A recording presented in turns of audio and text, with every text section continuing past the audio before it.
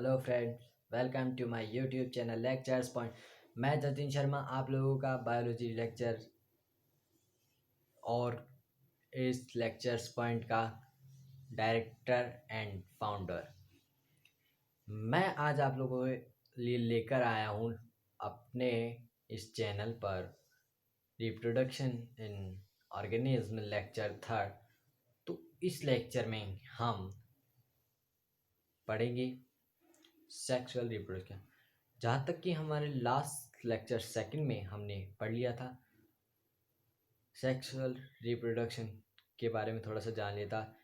तो हमने लास्ट जो ख़त्म किया था वो ये था कि होमोगैमेट्स, हेट्रोगैमेट्स एंड आइसोगैमेट्स। आज के इस वीडियो में मैं आप लोगों को सेक्सुअल रिप्रोडक्शन की कुछ स्टेजेस बताऊंगा, जैसे कि post fertilization, pre fertilization and many more. तो प्लीज़ इस चैनल पर बने रहिए और इस चैनल को लाइक, सब्सक्राइब एंड शेयर करना ना भूलें। धन्यवाद। तो शुरू कर रहे हैं हमारी वीडियो। इस वीडियो में मैं आप लोगों को बताऊंगा सेक्सुअल रिप्रोडक्शन के बारे में और उसके कुछ इवेंट्स। तो सेक्सुअल रिप्रोडक्शन तो हमने लास्ट क्लास में पढ़ लिया था। तो इस वीडियो में मैं आप लोगों को बता रहा हूँ events. Sexual reproduction have 3 events: pre-fertilisation, fertilisation and post fertilisation. इन तीनों प्रोसेस यानी इवेंट्स के बाद ही एक कंप्लीट सेक्सुअल रिप्रोडक्शन कंप्लीट होता है। तो इस वीडियो में हम बात कर रहे हैं इवेंट्स की। तो पहला इवेंट है प्री फर्टिलाइजेशन, तो उसी के बारे में हम शुरू करते हैं। इस इवेंट में का मतलब होता है फर्टिलाइजेशन से पहले की प्रोसेस की स्टडी को हम प्री फर्टिलाइजेशन इवेंट कहते हैं। हाँ तो फ्रेंड्स, मैं बता रहा था आप लोगों को गैमेटोजेनेसिस और gamete transfers are two main events of pre fertilization. यानी कि प्री फर्टिलाइजेशन के दो मेन इवेंट होते हैं, पहला गैमेटोजेनेसिस एंड दूसरा गैमेट ट्रांसफर। तो पहला हम स्टार्ट कर रहे हैं गैमेटोजेनेसिस। गैमेटोजेनेसिस से आप लोग क्या समझते हैं? गैमेटोजेनेसिस से हम यह समझते हैं कि भाई दो मेल एंड फीमेल गैमेट्स का जो गैमेट फॉर्मेशन की जो प्रोसेस होती है उसे हम गैमेटोजेनेसिस के नाम से जानते हैं। तो इसी प्रोसेस में आप लोग एक चीज़ और जानते हैं, जो गैमेट्स होते हैं वो हैप्लॉइड सेल्स होती है। हैप्लॉइड सेल्स गैमेट होती है। गैमेट्स को हम हैप्लॉइड सेल्स से भी जानते हैं। तो टू हैप्लॉइड सेल्स के फॉर्मेशन को हम गैमेटोजेनेसिस कहते हैं।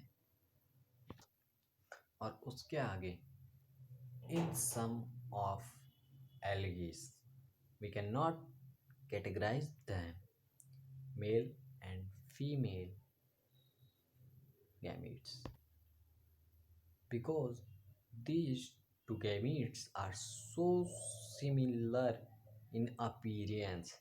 यानी कि इन दोनों के अंदर दिखने में ये दोनों एक जैसी लगती है, इसलिए हम उनको कैटेगराइज नहीं कर पाते मेल और फीमेल गैमेट्स में। तो इससे हम क्या समझ रहे हैं?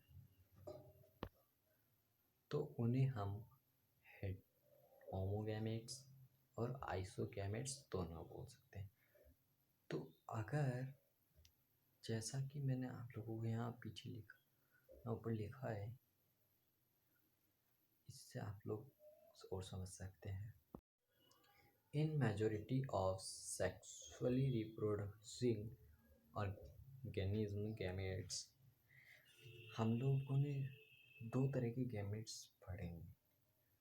एक होगा होमोगैमेट्स एंड दे आल्सो वी आइसोगैमेट्स, और दूसरे होंगे हेटेरोगैमेट्स।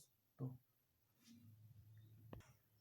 इस प्रकार के जो गैमिट्स होते हैं उनके अंदर मेल गैमिट्स को तो हम एंथ्रोजॉइड और स्पर्म के नाम से जानते हैं, और फीमेल गैमिट्स को हम एग एग ओवम से के नाम से जानते हैं। और उसके आगे हम बात करें सेक्सुअलिटी एंड ऑर्गेनिज्म में, तो सेक्सुअल रिप्रोडक्शन प्रोसेस तो यही कहती है कि दो गैमेट्स डिफरेंट इंडिविजुअल्स के दो गैमेट्स के फॉर्मेशन को हम सेक्सुअल रिप्रोडक्शन कहते हैं। और इसी प्रोसेस को हम यह नहीं मान सकते कि हमेशा सत्य रहेगी, मतलब this is always true, but because in plants we have observe that कि सेल्फ फर्टिलाइजेशन होता है। तो इस प्रोसेस से हम कैसे समझेंगे कि भाई सेक्सुअल रिप्रोडक्शन तो गैमेट्स अलग अलग इंडिविजुअल्स के गैमेट्स के फॉर्मेशन से ही होता है। तो हम इसे बिल्कुल भी ऑलवेज ट्रू नहीं मान सकते। जैसे कि इसके कुछ एग्जांपल से हम बात करें तो हो गया, जैसे यहाँ लिखा हुआ है प्लांट्स में have both male and female gametes, but that type of plants are called as bisexual। और बाकी के प्लांट्स के बारे में हम सोचें तो उन्हें यूनिसेक्सुअल कहा जाता है। In several fungi and plants terms such as homophilic and monoecious are used to denote to bisexual condition, and heterophilic and dioecious used to describe unisexual condition. In flowering plants, the male flower is called as in flowering plants, the unisexual male flower is called staminate. Example, bearing stamens, और female को हम कहते हैं पिस्टेल और bearing पिस्टेल्स। और कुछ flowering plants में mail और female both are present on same individual is monoecious, or on separate individual dioecious. And some examples of monoecious are coconuts and cucurbits, and dioecious are date palm and papaya। और इसके आगे की बात करें तो cell division during sexual reproduction, gamete formation, gametes of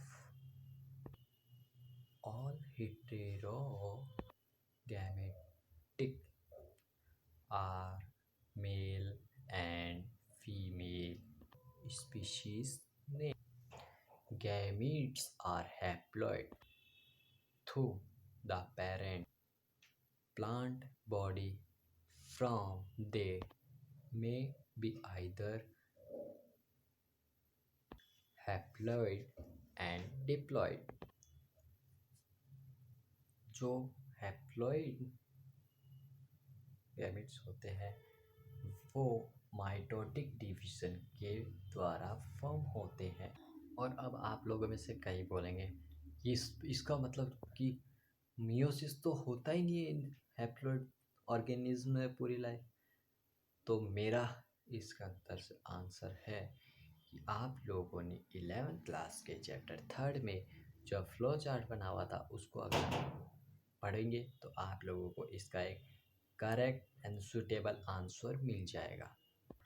बहुत सारे organism belong करते हैं मोनेरा, फंगी, एल्गी एंड फ्राइट्स प्लांट बॉडी से। तो वो हैप्लॉइड प्लांट बॉडी होती है। लेकिन जो organism pteridophyta, bryophyta, sorry angiosperms और बहुत सारे जो एनिमल्स हैं जैसे कि ह्यूमन बींग्स, ये पेरेंटल बॉडी कहलाते हैं जो कि डिप्लॉयड होती है। ये तो पक्का।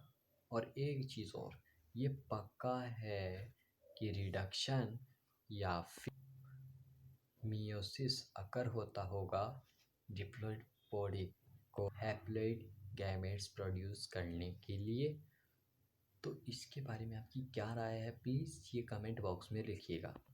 और जो डिप्लॉयड बॉडीज़ होती है उनके अंदर स्पेशलाइज्ड सेल्स को हम मियोसाइट्स कहते हैं, यानी कि गैमीट मदर सेल, जो कि मियोसिस द्वारा होती है।